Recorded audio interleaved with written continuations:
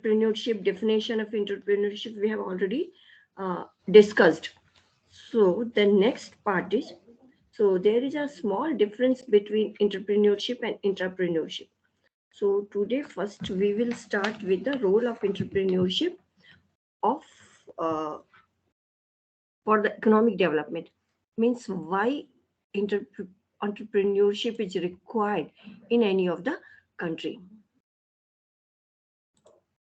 Now some points are there, or you can write without points also, but I suggest you to always in your answer you must give your presentation and your writing as a point wise. So as I already told you in the last class, that entrepreneurship development plays a very important role for the economic development of a country.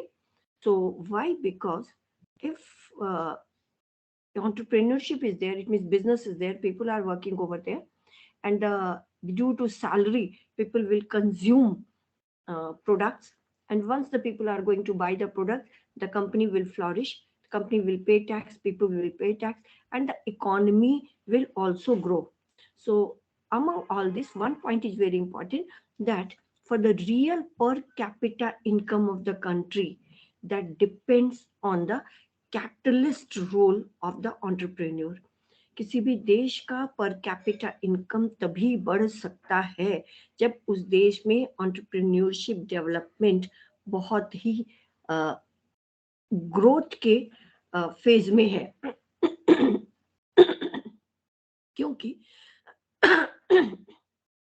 जब हम लोग entrepreneurship development की बात कर रहे हैं, यानी businessman की बात कर रहे हैं, मैंने लास्ट क्लास में बहुत ही डिटेल में बताया था आपको कि why we call them entrepreneur. They use capital, यानी वो पूंजी का इस्तेमाल करते हैं अपने बिजनेस के लिए. दे यूज लेबर, एम्प्लॉयज उनको चाहिए होता है. दे यूज टेक्नोलॉजी, देश में इंडिजिनस टेक्नोलॉजी या कोई कोई अलग तरीके के बिजनेस हो तो वो फॉरेन टेक्नोलॉजी या सोफिस्टिकेटेड टेक्नोलॉजी भी इस्तेमाल करते हैं अपने बिजनेस के लिए. So in this way this is the process of industrialisation and economic growth. तो अगर मैन, मशीन, मटेरियल, मनी, इन सबको मिला करके बिजनेस के साथ जोड़ा जाए तो इंडस्ट्रियलाइजेशन का प्रोसेस, औद्योगिकरण और इकोनॉमिक ग्रोथ दोनों ही पॉसिबल होता है. It means the entrepreneur is the person who use labour, capital, technology as an economic agent. अब मैंने अभी बोला था कि ये इनका रोल इंपॉर्टेंट क्यों है, इस बारे में हम लोग पहले बात करेंगे. तो सबसे पहली बात यह है कि दे और entrepreneur, their effort is to mobilize the capital results from motivating the investor to divert their idle money or idle saving into the industrial securities. For example, इसको हम formation of capital बोलते हैं. यानी कि entrepreneurs इस बात के लिए एफर्ट करते हैं कि लोग अपनी सेविंग्स का थोड़ा सा बचा हुआ पार्ट वो बिजनेस में कंट्रीब्यूशन के रूप में या शेयर के रूप में इन्वेस्ट करें. तो ये इन्वेस्टमेंट ऑफ पब्लिक मनी, सभी लोग अगर थोड़ा थोड़ा किसी कंपनी का शेयर खरीदते हैं, किसी कंपनी में कंट्रीब्यूट करते हैं, तो ये जो पब्लिक मनी है, जो कि एडिशनल मनी या सरप्लस मनी या सेविंग्स, एडिशनल मनी भी कहना सही नहीं होगा, तो that is the savings of the people. तो अल्टीमेटली सभी लोगों का छोटा छोटा सेविंग मिल करके that become a big part, और ये money collectively can be used for the development of the people or development of the society.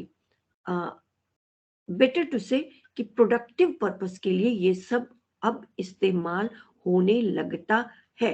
ठीक है, तो ये मैंने कहा प्रोडक्टिव पर्पस के लिए इस्तेमाल होता है, सही पर्पस के लिए इस्तेमाल होता है.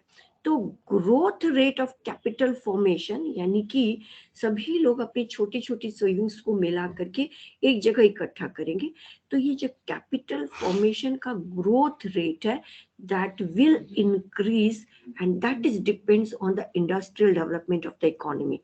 देश में जितना इंडस्ट्रियल डेवलपमेंट होगा उतनी ही कैपिटल फॉर्मेशन की ग्रोथ रेट बढ़ेगी, and for this purpose the entrepreneurs are playing a very important role.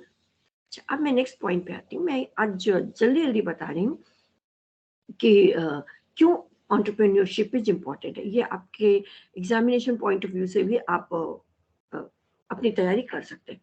Second is the balanced regional growth. और ये बैलेंस्ड रीजनल ग्रोथ क्या है, मैं आपको बताती हूँ। आपने देखा कि शहरों में विकास अलग है, गांवों में विकास अलग है। People in the cities or in the urban areas, you may find they are more healthy and wealthy, but people in the rural areas, they are comparatively less wealthy. So the reason behind this कि अगर industries सिर्फ और सिर्फ किसी एक particular area में, अगर पूरे झारखंड के एक ही पर्टिकुलर एरिया में अगर सारे इंडस्ट्रीज सिमट जाए, so that particular region will only grow and the rest region will not grow economic point of view. तो सरकार अपनी तरफ से बिजनेसमैन को कुछ इस तरीके से मोटिवेशन एंड इंसेंटिव्स प्रोवाइड करती है so that entrepreneurs they may take interest to uh, start their business, they may take interest to establish their business in other part of the state also. तो अगर जमशेदपुर बहुत अच्छा industrial place है, तो थोड़ी दूर दूसरी जगह आदित्यपुर, हजारीबाग, ये जगह में भी कंपनियां अगर आती हैं, तो आए कंपनियां, इसके लिए the government is providing some concession, some subsidies to the entrepreneurs so that they can take initiative to set up the industries to in the underdeveloped region also. ठीक है, तो अगर वो अंडर डेवलप्ड रीजन में भी जाकर के अपने बिजनेस को खड़ा करेंगे, तो वहां जो आसपास अगर एक जगह एक बिजनेस शुरू हो जाएगा, जाहिर है वहां लोग आकर के रहने लगेंगे, तो उन लोगों की जरूरतों को पूरा करने के लिए बहुत सारी दुकानें वगैरह भी वहां खुल जाएंगी, यानी कि हर तरीके के बिजनेस का चांस वहां पर बन जाता है। तो इस तरीके से ये बोला जा सकता है कि entrepreneurship is playing an important role for the balanced economic growth of the country. Now the third point is there, generate employment.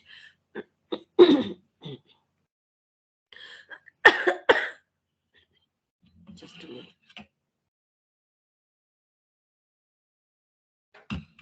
ये generate employment जो मैंने बोला, अगर you can imagine कि कोई इंडस्ट्रीज नहीं हो, आप सब जमशेदपुर में है, टाटा स्टील इतनी बड़ी इंडस्ट्रीज है, आपकी फैमिली में कोई ना कोई हो सकता है वहां जॉब कर रहे हैं, उससे जुड़े हुए हैं, तो अगर ये इंडस्ट्रीज नहीं होती तो लाइवलीहुड का तरीका कुछ अलग होता है। तो सेम वे लाइवलीहुड का तरीका मैंने कहा कुछ अलग होता है। तो जब भी इंडस्ट्रीज आती हैं, तो entrepreneur themselves are providing self-employment for themselves, as well as once they become self-sufficient, they may lead in a society to generate some employment to the other people also. एक बार एक बिजनेसमैन अगर सफल होता है, तो जब तक उसने बिजनेस स्टार्ट किया वो सेल्फ एम्प्लॉयड है, उसने अपने बिजनेस को फैलाया, बढ़ाया, उसको दूसरे लोगों को अपॉइंट करने की जरूरत पड़ी, इसका मतलब ये है कि उन्होंने दूसरे लोगों के लिए भी एम्प्लॉयमेंट अपॉर्चुनिटी जनरेट की है। ये जिस तरीके का भी बिजनेस होगा, जैसा भी बिजनेस होगा, definitely different skill set of people are needed in the companies, in the organization. तो सभी के लिए एम्प्लॉयमेंट जनरेट होता है। हम लोग यहाँ कह सकते हैं कि डायरेक्टली या इनडायरेक्टली, तो entrepreneurship is going to provide job to many unemployed people by starting their own enterprise or by setting up a large or sometimes a small industries also. So entrepreneurship plays a very important role to reduce the unemployment problem in the country. Now the next point is increase पर capita income. मैं point बता रही हूँ, फिर इसका discussion करें। जब पर कैपिटा इनकम क्या होता है, पूरे देश में जितना भी संसाधन है इनकम का, हम सब उसको जोड़ देंगे और पूरे देश की जनसंख्या से उसको डिवाइड कर देंगे, जो अमाउंट आएगा that is the per capita income. मे भी हमारे देश में छोटे बच्चे हैं, सपोज वो जॉब नहीं करते, लेकिन पर कैपिटा इनकम निकालते समय मान लीजिए उनको भी ऐड कर दिया गया, तो क्या होगा कि पर कैपिटा इनकम कम हो जाएगा।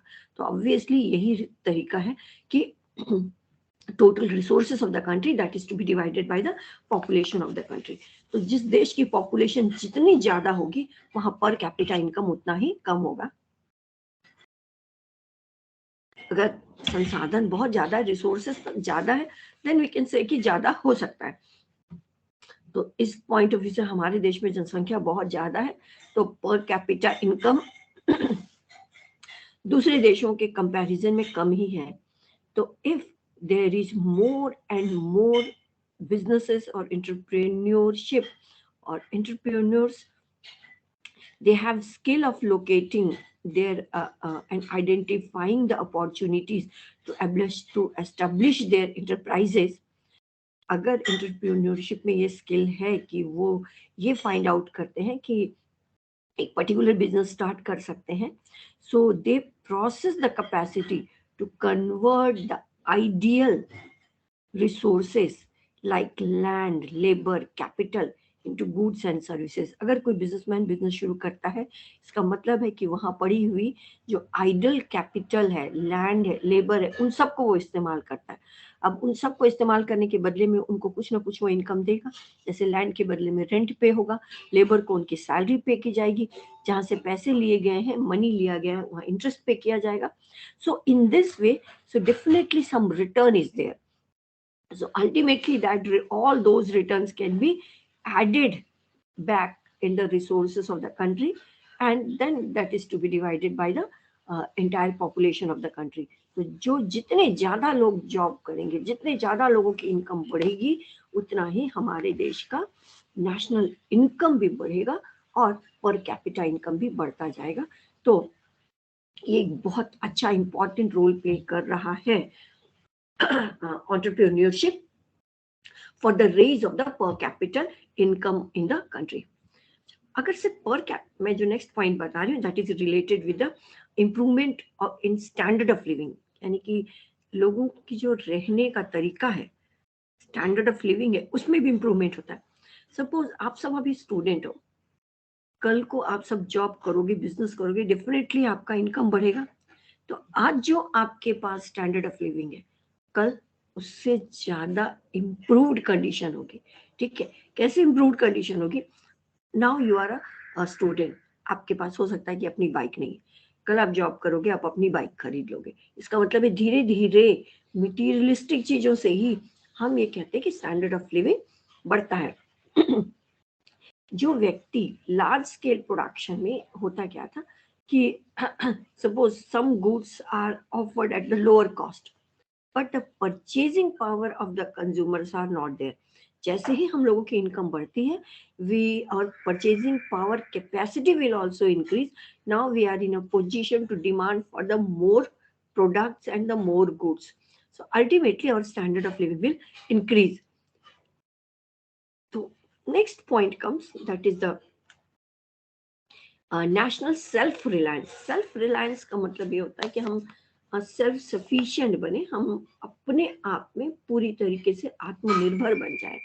तो एंटरप्रेन्योरशिप इस दिशा में एक बहुत बड़ा रोल प्ले कर रहा है कि if the indigenous manufacturing is there, देश में एक इंडिजिनस टेक्नोलॉजी से, यानी देशी टेक्नोलॉजी का इस्तेमाल करके अगर छोटी कंपनियां, बड़ी कंपनियां, मिड साइज की कंपनियां काम कर रही हैं, देश में सभी लोगों को according to their ability they are providing jobs opportunities, everyone is settle down. सब, हालांकि किसी भी देश में ऐसा नहीं होता है कि सभी के पास पूरी की पूरी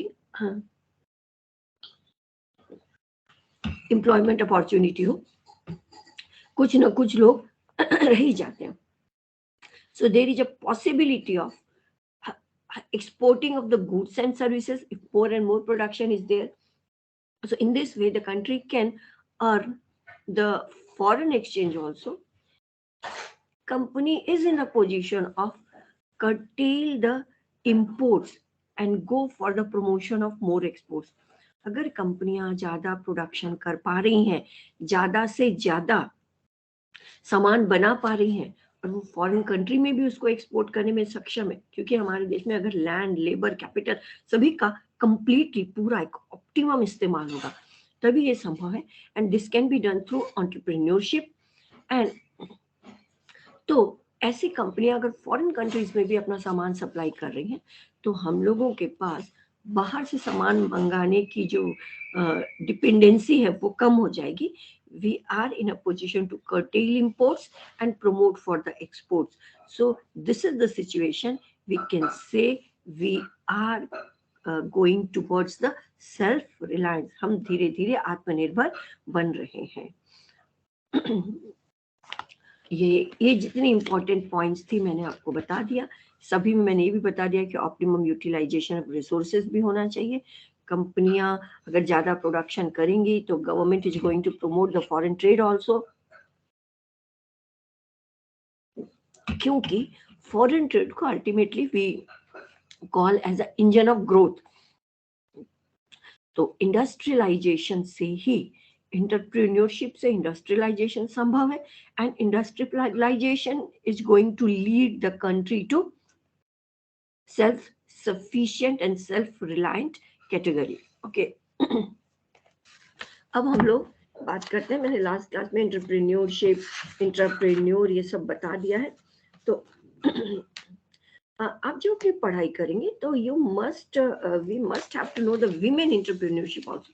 वैसे आपके सिलेबस में शायद सबसे लास्ट में दिया गया है, तो maybe other teachers are going to discuss it with you. अब मैं नेक्स्ट टॉपिक पे आती हूँ। एंटरप्रेन्योरशिप का इकोनॉमिक डेवलपमेंट में क्या रोल है, मैंने आपको ये अभी बता दिया। ठीक है, अब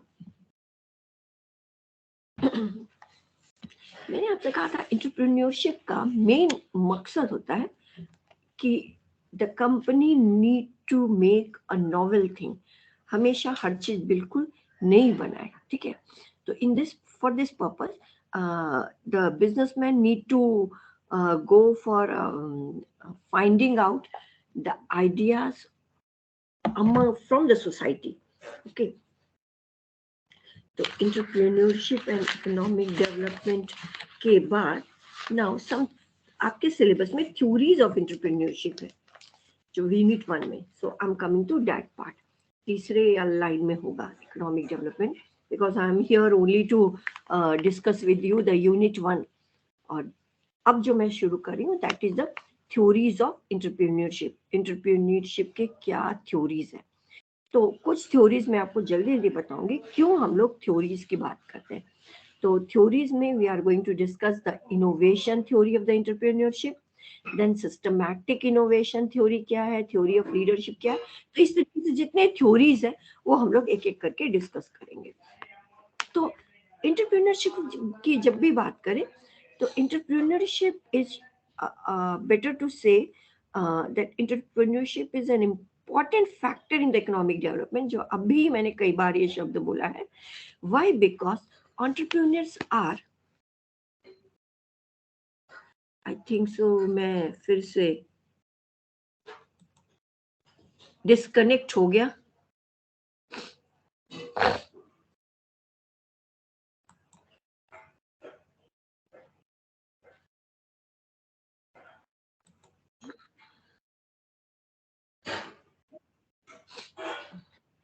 Yes, uh, can you listen me? Please raise your hand. Yes. Okay. Okay. Okay. Thank you.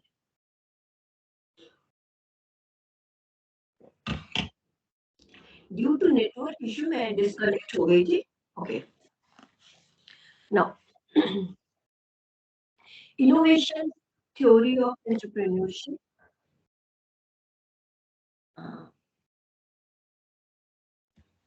ये इनोवेशन थ्योरी, इसको बताने के पहले मैंने अभी ये बोला है आपको कि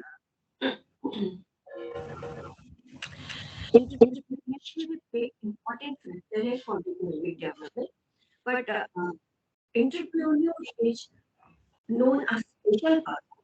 Why? Because he is a risk bearer. वो रिस्क लेने के लिए तैयार होता है अंडर वेरियस अनसर्टेन कंडीशन।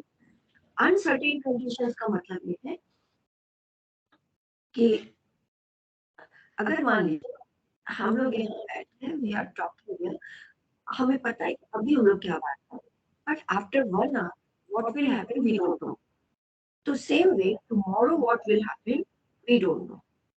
तो for the business point of view, आज अगर कोई अपना बिजनेस शुरू किया है और ये हो सकता है कि इस बिजनेस को शुरू करने के बाद after 1 month, after 1 year, what will be the situation, even they don't know. यानी कि पूरे भविष्य के अनसर्टेन कंडीशन में वो लोग डिसीजन लेते हैं और काम करते हैं। So that's why the entrepreneurs are known as the risk bearer and risk taker, and this is the very important quality to be a businessman। तो इनोवेशन थ्योरी ऑफ एंटरप्रेन्योरशिप के बारे में मैंने बोला, आज हम पहले इसको डिस्कस करेंगे। तो इस थ्योरी को, this particular theory is propounded by J A Schumpeter. S, मैं आपको स्पेलिंग बता रही हूँ, जे ए स्कूम्पीटर, SCHUMPETER। ओके, तो उन्होंने ये कहा था इस थ्योरी में, बेसिकली एन इनोवेटर और N innovator is the person who introduces the new combination into the practice। वो व्यक्ति नई चीजें बिजनेस में कॉम्बिनेशन के रूप में या इंडिविजुअलिटी में भी इंट्रोड्यूस करता है, उसको हम इनोवेटर होते हैं। See there is a difference between innovator and inventor.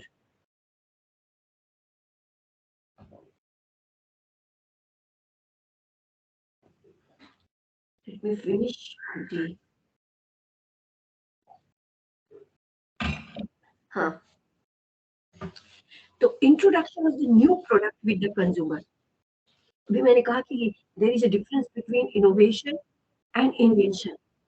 Invention का मतलब है कि बिल्कुल पहली बार सोसाइटी में, पब्लिक की लाइफ में कोई नई चीज आएगी, उसको हम लोग इन्वेंशन बोलेंगे। पहली बार प्रेशर कुकर बना है तो वो इन्वेंशन है, पहली बार हवाई जहाज बना है तो वो इन्वेंशन है, पहली बार मोबाइल फोन बना है तो वो इन्वेंशन। ठीक है, तो लेकिन जैसे जिसमें एडिशन होता है, that is not invention, that is innovation. तो new product which consumers are not yet familiar, or a new product, a new quality to a product, that is innovation। यानी कि एक particular feature of the product से अगर लोगों को पहले पता नहीं था, so that is also innovation। Mobile phone पहले फीचर फोन आते थे जिसमें you can only talk to each other, and now suppose camera is added, okay, the Android phone is there। So all these are additions into the same product. So these are also known as the innovation। So introduction of the new method of production, किसी सामान को बनाने के लिए नया method use करना, या फिर ये हो सकता है कि पहले जो सामान से बन रहा है नया मटेरियल इसमें इस्तेमाल करना, नए लुक में बनाना, everything can be regarded as innovation। There is possibility that the businessmen they can discover scientifically new method and procedure for making any product। Sometimes handling of the product also comes into this category। So again we can say that opening of a new market, यानी पहले जहाँ सामान नहीं बेचा जा रहा था वहां पर अगर आप सामान बेचा जाएगा, exploring the new market for the product, that also comes under innovation। So the discovery of the new source of supply of raw material, or maybe half manufactured product, irrespective of whether they are from which source, whether they are first to be created, then this can come under the category of innovation।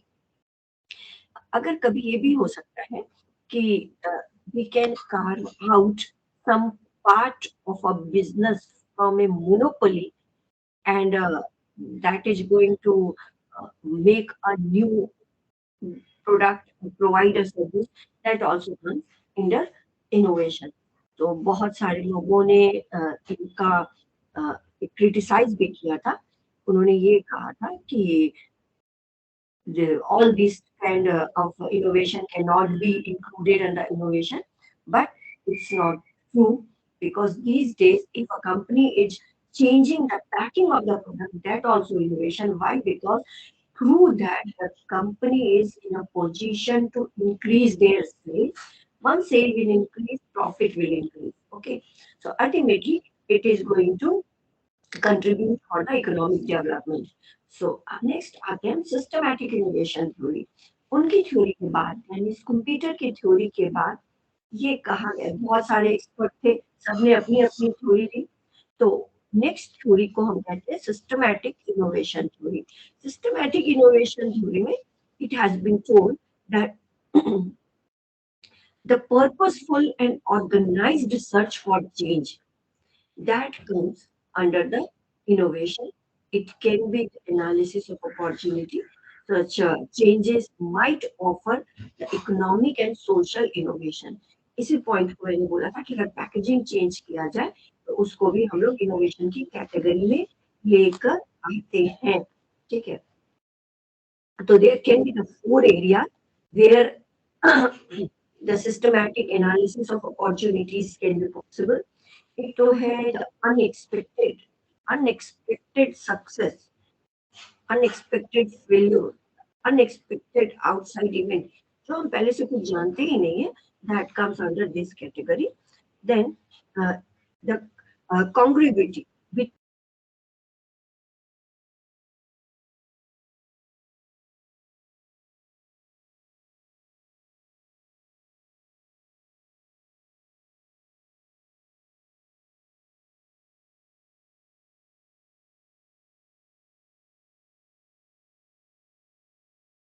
its process needs का मतलब ये होता है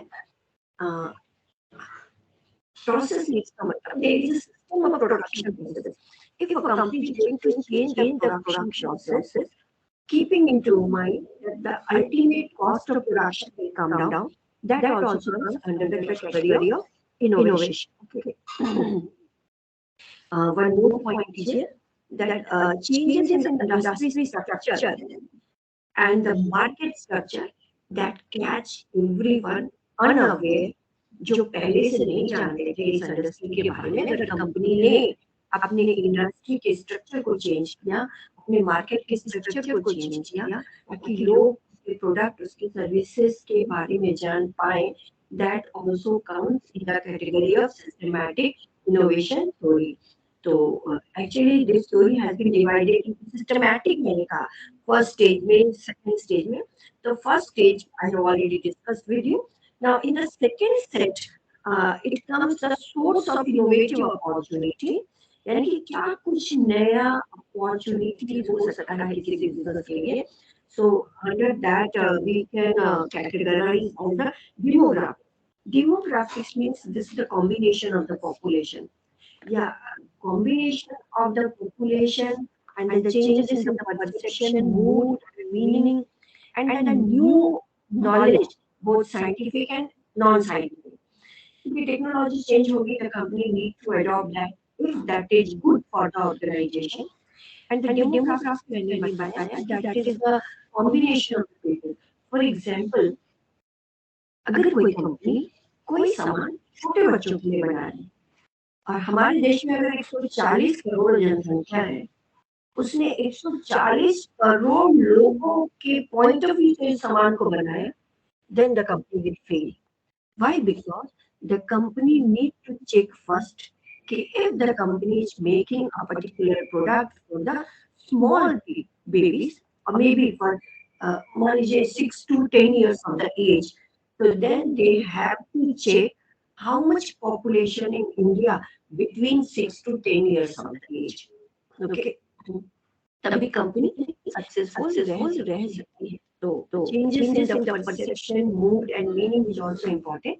See, अगर कोई company ने कोई सामान बनाया कि 6 से 10 साल के लिए, and after 10 years वही जो पर्सन है, वही जो कैटेगरी ऑफ द पीपल है, they will grow now. their demand will change, their mood will change, their perception will change. So they can now go towards and demand for the other company's product, not for this company's product.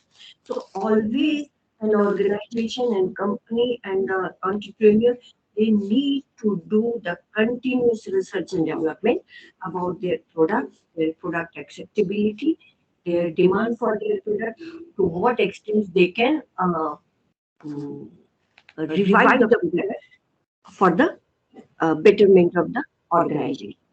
Now, next comes for the theory of leadership.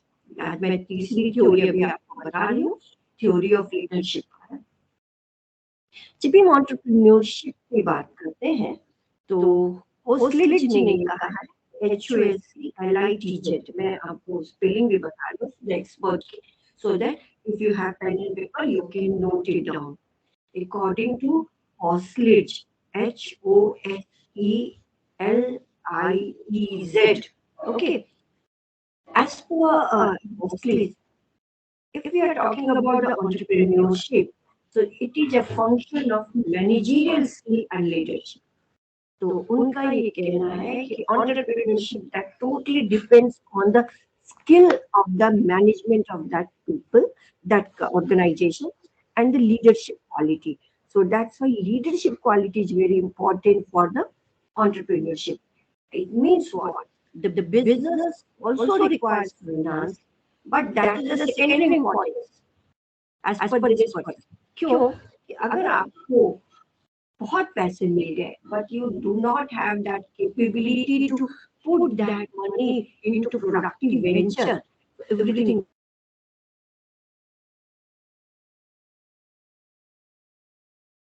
business, we should also have a managerial capability and skill also, to put that money into profitable venture. तो उन्होंने ये और भी कहा कि industrial entrepreneurship के लिए जरूरी है कि they must derive to earn profit and amass wealth.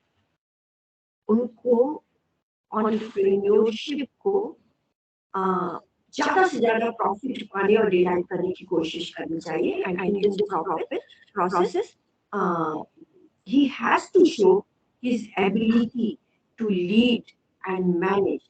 यानी कि entrepreneur is to always lead the organization and manage the organization. Manage means any kind of problems may come. मैंने आपको बोला था कि entrepreneurship or entrepreneurs, they work in uncertain environment, तो obviously there is chances of the several challenges. तो उन challenges को cope up करने की जो क्षमता है वो भी entrepreneur में होनी चाहिए. तो बिजनेस में generally there are three types of leader we may find. ये कौन सी three types of leader है मैं आपको एक एक करके बता रही हूँ. एक कहते हैं merchant money lender, then managers and entrepreneurs. ठीक है, तो प्रैक्टिसेस में money lender, they are the market oriented and managers are authority oriented, but entrepreneurs have to have, in addition to those, a production oriented. Merchant leaders मैंने कहा, they are market oriented, like bankers and all those. वो उसी business में पैसे लगाएंगे जहां उनको अपने पैसे with good returns के साथ वापस हो जाए. It means they are going to fund only profitable ventures. So money lenders का एक हम लोग नेगेटिव ग्रुप हमेशा देखते हैं कि रूरल एरियाज और हर जगह कि who providing loans to the people. So that is the negative part. But अगर हम लोग पॉजिटिव पार्ट में देखें तो bankers are playing a very important role as a money lender. So practicing money lenders, they are the market oriented. Managers are मैंने कहा authority oriented. Managers के पास authority है यानी power है, then only they can manage the business or organization. But entrepreneurs के लिए होता है, they must have understanding of money, money related factors. They must also have power and authority and management capability, and in addition to that, they must also go for the production orientation. वो entrepreneurs जो है वो कुछ सामान को बनाकर बेचने का काम भी करते हैं साथ में. तो in this way, so all three you can say the characteristics are required in the entrepreneurs. So up next come for the theory of model personality. Model personality की जो theory है that is propounded by the Cochan, Cocharn. Theory दी गई है by Cochan. So in this theory of Cochan, this is a societal, or you can say not societal, sociological theory of entrepreneurs real supply. उन्होंने ये कहा था कि role expectation and social sanction is the key element of determination and the supply of the entrepreneurship. उनका ये कहना है कि अगर सोसाइटी में तो रोल एक्सपेक्टेशन का मतलब ये है कि society must accept the presence and recognize the presence of the entrepreneurs and take this as a cultural value. Take this as an emphasize on the cultural value. So then only more and more entrepreneurs we can see in the society. So according to him, and we can also say that entrepreneur is neither a supernormal individual nor a deviant person, but represents a society's model personality. तो उन्होंने ये कहा था कि society में से ही कुछ लोग entrepreneur के रूप में काम कर सकते हैं और करते हैं. तो entrepreneur is not a super personality, but we all know कि सोसाइटी में इतने सारे हम लोग हैं, but we all are not having the risk taking ability. तो जिनके पास risk taking ability है, those people only can be termed as entrepreneurs. So their performance can be we can categorize or state as a three-way. One of the students is saying that my voice is not clear, so this is the network issue. I'm helpless in this regard. एक student ने लिखा है कि मेरी voice दब कर आ रही है. तो या तो उनके पास प्रॉब्लम है नेटवर्क का, लेकिन या मेरे पास तो कोई प्रॉब्लम नहीं है because one student is raising this point. Okay, तो मैं ये बोल रही हूँ कि ये जो हम लोग फोर्थ कैटेगरी डिस्कस कर रहे हैं मॉडल पर्सनालिटी, तो इस मॉडल पर्सनालिटी में ये कहा गया है कि entrepreneurs are not a super personality in the society. अगर वो super personality भी नहीं है, एकदम deviant भी नहीं है, then also that is the normal. But in spite of normalcy, it is necessary the person must be in a capacity to bear the risk, and that risk is due to the uncertainty in the future. तो इस person का जो own attitude है towards occupation की तरफ होना चाहिए. यानी वही व्यक्ति एंटरप्रेन्योर बन सकता है जो कि उसका एटीट्यूड ऑक्यूपेशन की तरफ होगा. His role expectation held by the sanctioning group. बहुत हद तक आगे चल करके acceptability is also important and you should also know the operational requirement of the job.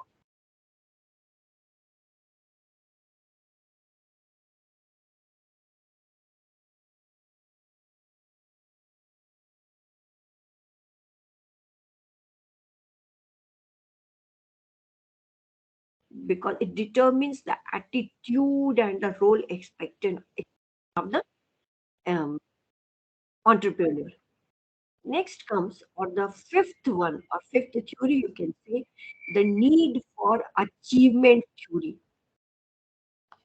Need for achievement theory से ही आप ये कहिए कि मैनेजमेंट थ्योरी की बहुत ज्यादा शुरुआत हुई थी और मैनेजमेंट थ्योरी में इनका एक बहुत इम्पोर्टेंट रोल है और बाकी सब जो है that is the earlier theories. तो इसको हम लोग डेविड मैक्लारेन को सिर्फ मैक्लारेन थ्योरी भी बोलते हैं। उनका पूरा नाम है इस एक्सपर्ट का डेविड सी मैक्लारेन। तो McClelland MCCLE double L N D, sorry, double L A N D, McLaren. So McLaren is concerned himself with the economic growth and the factors that influence it. McLaren का ये कहना था कि entrepreneurship depends on the economic growth of the country. So, or the factors which are going to influence it. तो he tries to find out the interval factors. उन्होंने ये कोशिश की कि मैन मशीन मटेरियल इनके अलावा जो इंटरवल फैक्टर्स है, जो बीच के फैक्टर्स है, उसको भी अपनी थ्योरी में लाए. For example, from his point of view, human values are important, which are going to motivate and that leads to exploit the opportunities and to take advantage of favorable trade conditions.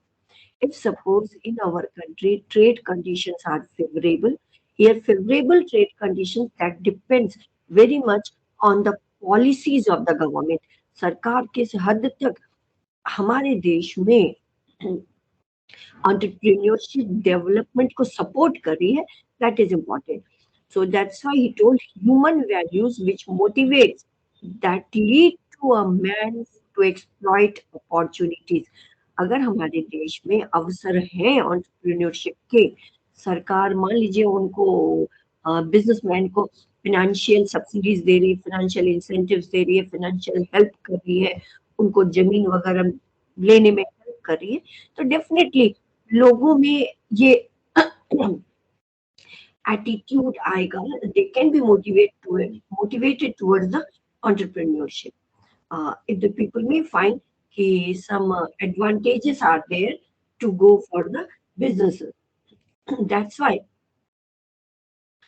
one can give that the importance to the innovative characteristic of entrepreneur role. इसीलिए innovative characteristic बोला जाता है कि ये entrepreneur का मतलब ही ये है, they are related with the need for achievement. उनमें एक sense of achievement होना चाहिए कि what is the gap into the society, that is the opportunity into the society, try to tap that opportunity and collect the main machine material, which are the elements of any production, put into the production process and get the results done out of that. Okay. So, in one or two line, we can say a desire to do well, not so much for the sake of social recognition or practice, or maybe for prestige, but for the sake of an inner feeling of the personal accomplishment. सिर्फ Dzire के लिए, अपनी इच्छा के लिए ना हो, या सोसाइटी में बताने के लिए ना हो, प्रेस्टीज के लिए ना हो, अगर हम लोगों में एक इनर फीलिंग है for the personal establishment, then only we can go to start a business and we can have uh, a sense of entrepreneurship. So individual with high need achievement will not only be motivated by monetary incentives, but that monetary rewards will constitute a symbol of achievement for them. तो जिन लोगों में एक high need of achievement का sense हो, तो उनको monetary incentives भी मिलता है और वो उस मॉनेटरी इंसेंटिव से, यानी कि उस मनी को बिजनेस में पुट अप करके फिर वो अपने सिंबल ऑफ अचीवमेंट के लिए काम करते. तो similarly they are not only interested much for the social recognition, but for the ultimate goal is for the personal accomplishment. So this is the reason that these days we may find some big businessmen who are working, who are doing their business for their self-satisfaction, and the Tata Group is one of them. Okay. So we have completed this 5 theories of the entrepreneurship. So in the next class, we are going to continue with the rest theories of the entrepreneurship. And after completion of the theories of entrepreneurship, let's see कि small business के बारे में बात करेंगे. Small business की क्या क्या requirement है and how the business can be developed. Okay, so it's 10 o'clock now. 2 या 3 मिनट बचा हुआ है, so that's why I'm not going to start the new show. Okay, thank you very much.